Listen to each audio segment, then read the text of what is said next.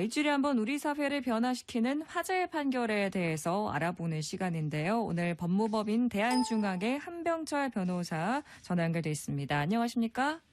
네, 안녕하세요. 한병철 변호사입니다. 네, 변호사님. 오늘은 어떤 판결 준비하셨나요? 네, 베를린 장벽 훼손을 둘러싼 형사사건을 준비했습니다. 네, 베를린 장벽 하면 독일에 있는 동독과 서독 분단의 상징 이렇게 생각이 되는데 아니, 우리나라 관광객이 독일에 가서 이 훼손이라도 한 건지 궁금하네요. 네, 그건 아니고요. 네. 이 사건은 우리나라 사람이 우리나라에 있는 베를린 장벽을 훼손한 사건입니다. 우리나라에 베를린 장벽이 있습니까? 네, 저도 이번에 알게 되었는데요. 네. 서울 청계천 2가 3.1교 남단에 조성된 베를린 광장에 베를린 장벽 원형 일부가 있습니다. 네. 이 베를린 광장은 2005년 독일 베를린시의 위임을 받은 그린 베를린 공사와 서울시의 위임을 받은 공원녹지관리사업소가 맺은 협정에 따라 설치된 것인데요. 분단된 독일 민족이 고통을 극복하고 평화적으로 통일한 것을 상징하는 광장으로 30여 평의 자그마한 면적이지만 베를린 장벽 3개와 베를린시의 상징 동물인 곰상, 독일 전통식 공원 등 의자, 바닥 포장까지 독일 전통식으로 직접 재료를 가져와 독일 기술자의 감독하에 조성되었습니다. 네. 그러니까 베를린에 있던 실제 장벽의 일부를 서울 베를린 광장으로 옮겨왔다 이런 말씀이신 거죠? 네, 맞습니다. 베를린 광장에는 기념 명패석도 있는데요. 거기에는 베를린시는 서울시를 위해 베를린 장벽 일부를 원형 그대로 이곳에 옮겨와 베를린 광장을 조성했다. 장벽은 독일 분단의 평화로운 극복과 한반도의 평화 통일에 대한 희망을 상징한다. 2005년 10월 베를린 시장 클라우스 보베라이트라고 적혀 있습니다. 네. 조성 비용도 베를린시에서 부담하였다고 합니다. 그렇군요. 우리나라도 지금 현재 남과 북이 분단된 상황이니까 이 베를린의 그 평화의 기운, 통일의 기운 이런 걸 좀 우리 서울에서 좀 느껴보고자 그래서 가져온 것 같은데 언뜻 뉴스에서도 본 기억이 나기도 하네요. 그런데 정확하게 이 베를린 장벽을 훼손한 사건 어떤 내용인가요? 네, A씨는 2018년 6월 6일 밤 11시 30분경 이 베를린 광장에서 베를린 장벽의 서독 쪽 벽면에 파랑, 빨강, 노랑, 은색 등 유선 라커 스프레이를 색칠을 하고 무늬와 그림을 그려놓고 동독 쪽 벽면에 검정색 유성 라커 스프레이로 날 비추는 새로운 빛을 보았습니다. 내 눈을 반짝여줄 빛인지 Look Inside라는 문구를 써넣었습니다. 네. 이에 검사는 A씨가 서울시 소유로서 서울시 중구청이 관리하는 공용물인 베를린 장벽을 손상하였다면서 A씨를 공용물건 손상죄로 기소하였습니다. 네, 색색깔 스프레이로 이제 마음 먹고 이제 손상을 한 것 같은데 공용물건 손상죄라고 이제 하셨잖아요. 이건 정확하게 어떤 범죄에 해당하는 건가요? 네, 형법 제141조 제1항은 공무소에서 사용하는 서류 기타 물건 또는 전자기록 등 특수매체 기록을 손상 또는 은닉하거나 기타 방법으로 그 효용을 해한 자는 7년 이하의 징역 또는 1천만 원 이하의 벌금에 처한다고 규정하고 있습니다. 네, 그럼 A씨, 그러면 자기는 어떤 주장을 했습니까? 네, A씨는 3가지 이유를 들어 자신이 무죄라고 주장하였는데요. 첫 번째로 A씨는 자신이 공무소에서 사용하는 물건을 손상한 것이 아니기 때문에 무죄라고 주장하였습니다. 네, 베를린 장벽이 공무소에서 사용한 물건이 아니다 이런 주장을 했다는데 자세하게 어떤 내용인가요? 네, A씨는 베를린 장벽이 위치한 베를린 광장이 공무소가 아니고 베를린 장벽은 그냥 서 있을 뿐이므로 사용되고 있는 물건이라 볼 수도 없다고 주장하였습니다. 네, 공용의 물건이 아니다 이런 주장인데 그럼 이에 대해 법원은 어떤 판단을 내렸습니까? 네, 법원은 A씨의 첫 번째 주장을 받아들이지 않았습니다. 우선 베를린 광장을 공무소로 볼 수 없다는 주장에 대해서 법원은 공무소라 함은 공무원이 직무를 행하는 유형적인 장소뿐만 아니라 제도로서의 관공서 기타 조직체를 뜻하는 것으로 볼 수 있고 공무소에서라고 함은 공무소 내에서와 같이 단지 장소적 제한을 의미하는 것이 아니라 공무소가와 같이 주체를 나타낸 것으로 해석될 수 있다고 판단하였습니다. 네. 그러니까 이 법조문에 나오는 공무서에서라는 표현이 장소적인 의미가 아니라 이제 주어로 사용한 거기 때문에 광장이 이게 공무소인지 여부는 직접적인 상관이 없다 이런 말씀이시군요. 네, 맞습니다.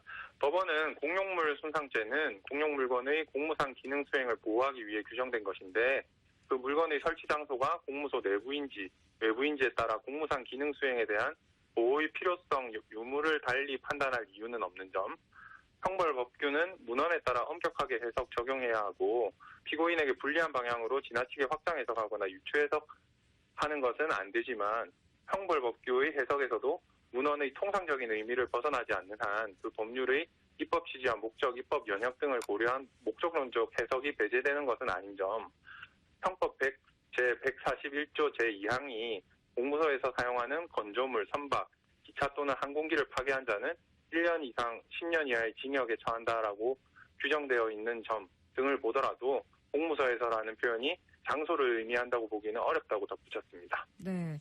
그러면 A씨가 이 사용되고 있는 물건이다라고 볼 수 없다 이런 주장에 대해서는 어떤 판단이 내려졌습니까? 네, 법원은 사용이란 일정한 목적이나 기능에 맞게 씀이라는 뜻으로 현실적 점유라는 관념을 수반하지 않는 개념이라고 하면서 이 사건 베를린 장벽은 한국과 독일의 우호적인 관계를 상징할 뿐만 아니라 나아가 마지막 분단 국가인 한반도의 통일을 염원하는 의미가 담긴 장벽이며 시민들에게 이를 개방하여 위와 같은 취지를 알리고 공감하며 긍정적인 동기를 제공할 공공의 목적으로 설치 및 사용되어 온 물건에 해당한다면서 이 사건 베를린 장벽은 공무서에서 사용하는 물건이 맞다고 판단하였습니다. 네. 자, 그럼 A씨 두 번째 주장은 무엇이었나요? 네, A씨는 이 사건 베를린 장벽의 경우 독일에서 들여올 당시부터 이미 일부 그래피티 작업이 되어 있었기 때문에 자신이 또 다른 그래피티를 했다고 해서 그 효용을 해한 것이라 볼 수 없다고 주장하였습니다. 네, 일부 작업이 돼 있었고 자신이 이걸 좀 추가했다고 해서 그 원래 가치가 손상된 건 아니다 이런 주장인데 법원은 어떻게 판단을 했습니까? 네, 법원은 A씨의 두 번째 주장도 받아들이지 않았습니다. 법원은 형법 제141조 제1항에서 효용을 해야 한다라고 하는 것은 물건의 이용 가치를 해야 하는 일체의 방법을 의미하며 물건을 본래의 사용 목적으로 사용할 수 없게 하는 경우뿐만 아니라 일시에 이용할 수 없는 상태로 만드는 것도 포함한다고 해석하였습니다. 법원은 이 사건 베를린 장벽은 베를린에서 들여올 당시 서독 쪽 벽면에는 글과 그림이 그려져 있었지만 동독 쪽 벽면은 비교적 깨끗한 상태였던 점, 네. A씨는 양쪽 벽면에 유성 라커 스프레이로 색칠을 하거나 문구 그림을 그려 넣었는데 그 범위와 면적이 상당한 점, A씨의 이러한 행위로 인하여 이 사건 베를린 장벽 원형의 모습을 쉽사리 알 수 없게 된 점 등에 비추어 볼 때 A씨가 이 사건 베를린 장벽을 손상하여 그 효용을 해한 사실을 충분히 인정할 수 있다고 판단하였습니다. 네, 이 동독 쪽의 벽면은 좀 깨끗한 상태였다고 해도 서독 쪽 이 벽면은 이미 이제 글과 그림이 있었다고 했잖아요. 그래도 A씨가 이걸 손상을 했다 이렇게 본 건가요? 네, 맞습니다. 법원은 베를린에서 들여올 당시부터 서독 쪽 벽면에 있었던 글과 그림은 그 모습 자체로 당시의 사회상을 반영하고 있어 원형 자체로서의 보존 가치가 충분히 있었다고 하면서 A씨의 행위로 인하여 이러한 원형의 모습을 알 수 없게 된 점을 지적하였습니다. 네. 그럼 A씨가 한 그 글과 그림 좀 지워서 원형 상태로, 원래 상태로 좀 복구할 수는 없었나요? 네, 판결문에 따르면 이를 제거하는 경우 원래의 글과 그림까지 함께 지워지거나 변형이 가해질 수밖에 없어 사실상 완전한 원형의 복구는 불가능한 상황이라고 합니다. 그렇군요. 그럼 A씨 마지막으로 자신의 무죄를 주장하면서 어떤 이유를 댔나요? 네, A씨는 자신은 평화와 자유, 통일을 염원하고자 이 사건 행위를 한 것이므로 예술 장르로서의 그래피티의 가치, 특성 등을 고려할 때 자신의 행위는 사회상규에 반하지 않는 행위로 무죄가 되어야 한다고 주장하였습니다. 네, 사회상규에 반하지 않으면 무죄가 된다. 좀 애매한 것 같은데 법에서는 어떻게 나와 있습니까? 네, 형법 제20조는 정당행위라고 해서 법령에 의한 행위 또는 업무로 인한 행위 기타 사회상규에 위배되지 아니하는 행위는 벌하지 아니한다고 규정하고 있습니다. 네, 그러면 사회상규에 위배되는지 그렇지 않은지 이걸 판단하는 구체적인 기준은 있습니까? 네, 법원에서는 사회상규에 위배되지 아니하는 정당행위로 인정되려면 첫째, 그 행위의 동기나 목적의 정당성, 둘째, 행위의 수단이나 방법의 상당성, 셋째, 보호이익과 침해이익과의 법익의 균형성, 넷째, 긴급성, 다섯째, 그 행위 외에 다른 수단이나 방법이 없다는 보충성 등의 요건을 갖추어야 한다는 입장입니다. 네, 그러면 이 A씨가 한 행동들이 말씀하신 그런 요건들을 갖추었는가? 이게 문제의 쟁점이 됐겠네요. 네, 맞습니다. 법원은 여러 가지 이유를 들어서 A씨의 행위가 정당행위 요건을 갖추지 못하였다고 하면서 A씨의 마지막 주장도 받아들이지 않았는데요. 첫째, 이 사건 베를린 장벽은 한국과 독일의 우호적인 관계를 상징하고 마지막 분단국가인 한반도의 통일을 염원하는 의미를 가지고 있어서 모든 시민들이 그 취지를 공감하고 함께 그 뜻을 살리고자 사용한 것이므로 단순히 A씨의 개인적인 예술활동이나 표현의 객체가 될 수는 없는 점.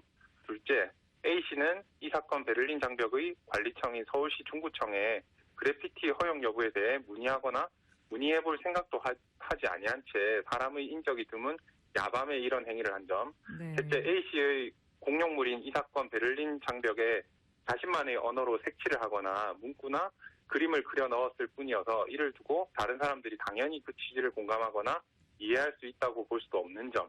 넷째, A씨가 평화와 자유 통일을 염원하고자 하였다면 이 사건 베를린 장벽을 훼손하지 않는 범위 내에서 충분히 다른 방법으로 예술 활동을 할 수 있는 점 등을 이유로 법원은 A씨의 행위가 형법 제20조가 정하는 사회상규에 위배되지 아니하는 행위에 해당한다고 볼 수 없다고 판단하였습니다. 네, 결국 A씨의 유죄가 인정이 됐겠네요. A씨 어떤 처벌을 받았습니까? 네, 법원은 이 사건 베를린 장벽이 갖는 상징성, 설치하게 된 경위나 과정 등에 비추어 보면 A씨의 죄책이 가볍지 않은 점, A씨가 자신의 행위가 예술행위로라는 이유로 위법성을 부인하는 등 진지하게 반성하고 있다고 보기도 어려운 점 등에 비추어 볼 때 네. A씨에게 벌금 500만 원을 선고하였습니다. 네, 그럼 개인적으로 궁금한 게 그럼 A씨가 좀 반성을 하고 순순히 인정을 했다면 벌금이 좀 줄어들 수 있었을까요? 네, 벌금이 500만 원까지는 안 나오고 네. 뭐 300만 원 혹은 100만 원까지 줄어들 여지는 있었다고 보입니다. 그렇군요. 알겠습니다. 생생법률 한 주간 화재 사건 살펴봤는데요. 오늘 말씀 잘 들었습니다. 감사합니다. 네, 감사합니다. 네, 지금